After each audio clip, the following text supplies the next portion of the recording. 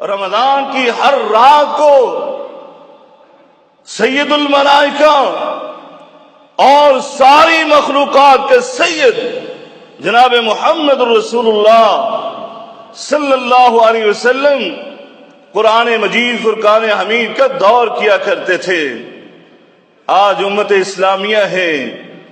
جو رات بھر فون پر لگی رہے، اس کو ٹائم کا احساس نہیں ہے، قرآن پڑھنے لگے،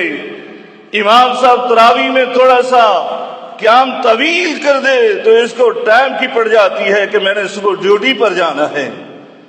اور یہ مسجد ڈھونڈتے ہیں کہ جو سب سے کم ترین وقت تمہیں دعوت دی جاتی ہے، قرآن سیکھو،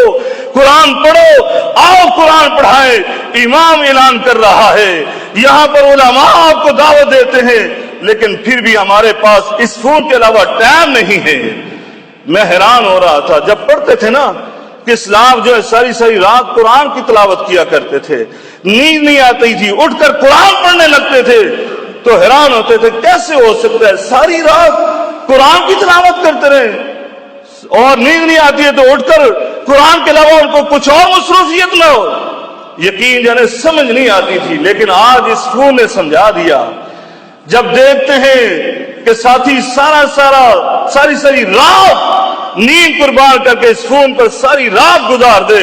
اس کو ٹائم کا احساس نہ ہو۔ میرے اسلاف کا بھی یہی معاملہ تھا، جس کے ساتھ جتنا انسان کا گہرا تعلق ہو جاتا ہے، جس سے جتنی محبت ہو جاتی ہے انسان کو، اس کے ساتھ ٹائم گزارتے احساس بھی نہیں ہوتا۔